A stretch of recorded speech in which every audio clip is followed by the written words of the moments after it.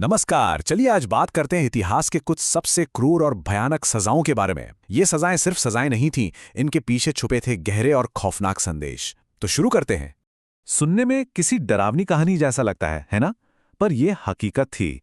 ये सजा लालच जैसे जुर्म के लिए दी जाती थी। ऐसी भयानक सजाएं आज हमें अकल्पनीय लग सकती हैं, लेकिन ये मौजूद थी और इन्हें बहुत खास मकसदों के लिए डिजाइन किया गया था। तो आखिर सवाल यही उठता है, क्यों? क्या वजह थी कि उस जमाने का इंसाफ इतना बेरहम और नाटकीय था? इस विश्लेषण में हम इसी सवाल का जवाब ढूंढेंगे और समझेंगे कि इन भयानक कामों के पीछे एक सोची समझी मंशा थी।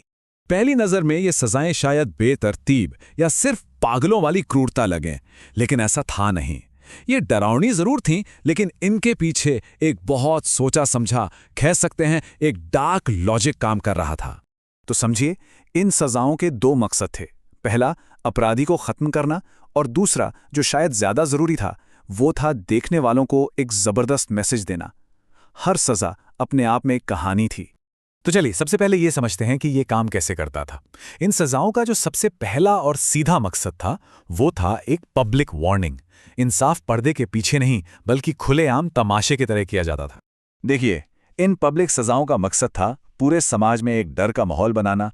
ये राजा का या स्टेट का कहने का तरीका था कि देखो, हमारी बात मानोगे तो ये हश्र होगा। ये ताकत का एक नंगा प्रदर्शन था, जिसका एक ही मकसद था, पूरा कंट्रोल। और ऐसा नहीं है कि शासक अपनी इस क्रूरता को छुपाते थे। अरे, कुछ तो इस पे गर्व करते थे। जैसे कि ये नव असीरियन राजा अशुरनासिरपाल द्वितीय, उसने तो अपनी जीत और सजाओं को पत्थरों पर खुदवाया था। उसके लिए ये क्रूरता कमजोरी नहीं, बल्कि उसकी ताकत और उसके अधिकार का सबूत थी। और ये संदेश ये मौत के बाद भी खत्म नहीं होता था। इंग्लैंड में तो सदियों तक गद्दारों के कटे हुए सिर और शरीर के टुकड़े शहर के गेटों पर, जैसे लंदन ब्रिज पर, लटकाए जाते थे। सोचिए, वहां से गुजरने वाले हर इंसान के लिए ये एक लगातार याद दिलाने वाली चीज थी कि हुकूमत के खिलाफ जाने का अंजाम क्या होता है। लेकिन ये सिर्फ पब्लिक में डराने धमकाने तक ही सीमित नहीं था।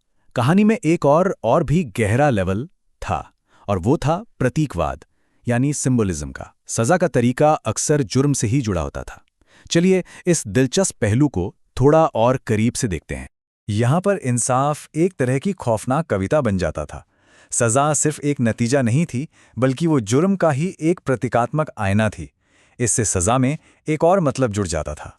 एक उदाहरण लेते हैं, धर्म विरोध का। मतलब उस दौर में जो लोग चर्च की बातों को नहीं मानते थे, उन्हें विधर्मी कहा जाता था और उन्हें अक्सर जिंदा जला दिया जाता था। अब इसके पीछे लॉजिक ये था कि आग एक शुद्ध करने वाली ताकत है, जो सिर्फ शरीर को ही नहीं बल्कि आत्मा को भी साफ करती है, और इस तरह पूरे समाज को उसके पाप से बचाती है। या फिर लालच के जुर्म को देखिए। इसकी एक बहुत मशहूर कहानी है, रोमन जनरल क्रैसिस की। कहा जाता है कि उसे पिघला हुआ सोना उसके गले में डालकर मारा गया था। मैसेज बिल्कुल साफ था, तुम्हें दौलत की कभी ना बुझने वाली प्यास थी ना, तो लो अब इसे पियो। कितनी सटीक और भयानक प्रतीकात्मक सजा। और फिर आता था सबसे बड़ा जुर्म, राजद्रोह, यानी राजा के खिलाफ गद्दारी। और सबसे बड़े जुर्म के लिए थी सबसे बड़ी सजा, जिसे कहते थे हैंग्ड, ड्रॉन एंड क्वार्टर्ड। ये सिर्फ मौत नहीं थी, ये शरीर का पूरी तरह से विनाश था, जो इस बात का प्रतीक था कि तुमने स्टेट यानी हुकूमत के शरीर पे हमला किया है। 1351 के ट्रेजन एक्ट ने इस चीज को कानूनी तौर पर पक्का कर दिया। इसमें राजा की सुरक्षा को सबसे ऊपर रखा गया था।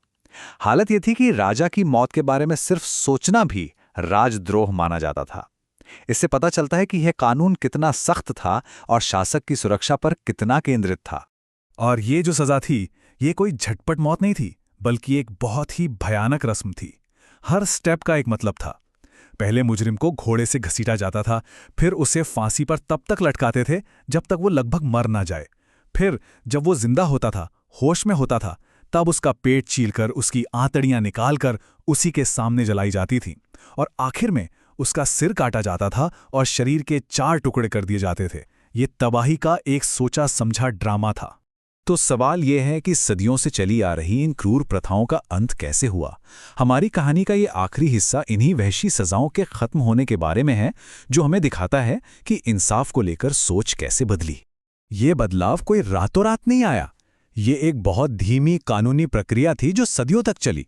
देखिए, 1790 में महिलाओं को जिंदा जलाने पर रोक लगी, फिर 1814 में पुरुषों के लिए सजा में थोड़ी नरमी आई और आखिरकार 1870 में जाकर इंग्लैंड में हैंग्ड, ड्रॉन एंड क्वार्टर्ड को आधिकारिक तौर पर खत्म किया गया।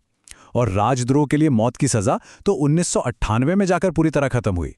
और ये हमें आज के दौर में ले आता है। पुराने जमाने और आज में जमीन आसमान का फर्क है।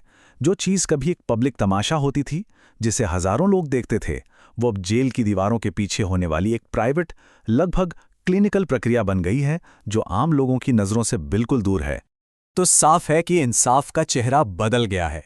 आतंक और प्रतीकवाद का वो पब्लिक मंच अब बंद हो चुका है और उसकी जगह एक ठंडी ब्यूरोक्रेटिक प्रक्रिया ने ले ली है। अब सजा का मकसद डराना नहीं, बस खत्म करना है। तो आखिर में एक सवाल बचता है, क्या सजा वाकई में ज्यादा मानवीय हो गई है या हमने सिर्फ उसे नजरों से ओझल कर दिया है? ये एक ऐसा सवाल है जो आज भी हमारे जस्टिस सिस्टम के लिए मायने रखता है। इस सफर में हमारे साथ बने रहने के लिए धन्यवाद।